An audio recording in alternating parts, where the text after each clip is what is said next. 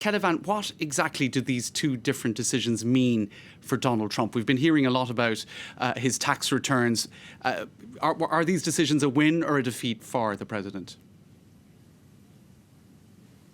Well, it's pretty much a mixed bag for the President of the United States. It's a little bit of a win, but also a little bit of a defeat, especially symbolically. Let's start with the first case, the New York criminal case with the Manhattan DA who had subpoenaed those financial records, tax returns for his criminal investigation. In that case, the court, which ruled 7-2, but was unanimous in saying that Donald Trump, the President of the United States, did not enjoy total immunity when it comes to these cases. And that is a huge symbolic defeat for Donald Trump, because the argument of the Trump team was that as president, he enjoyed full immunity from these subpoenas. Now, in the other case, it's a little bit more complicated. Basically, what the court said, again, 7-2, in both cases, the appointees at the Supreme Court of Donald Trump ruled with the majority opinion. So in that case, in the congressional case,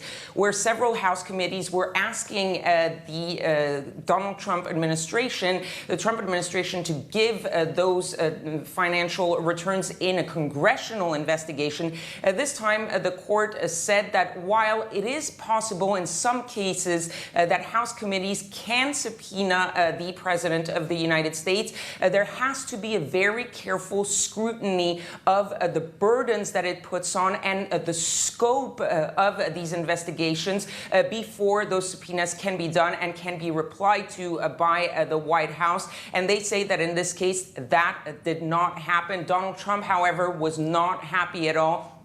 Really big reaction on Twitter, several tweets, a thread. He basically called this a political prosecution. Now, tax returns have been an ongoing issue throughout his time in office. What does this mean for the November election, Kedevan?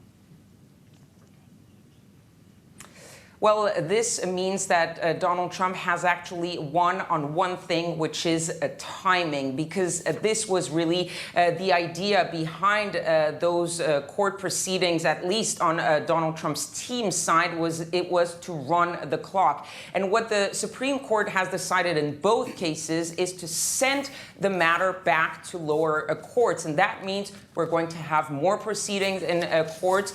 So yes, there might be at some point the Manhattan DA who will actually get to subpoena those financial records, and they might get those records. They might present it in front of a grand jury, which is secret, so the public won't get to see those financial records, and that's really the key. Whatever happens in these two cases, the public will not get to see those financial records before the November vote, and that in itself is a huge victory for Donald Trump.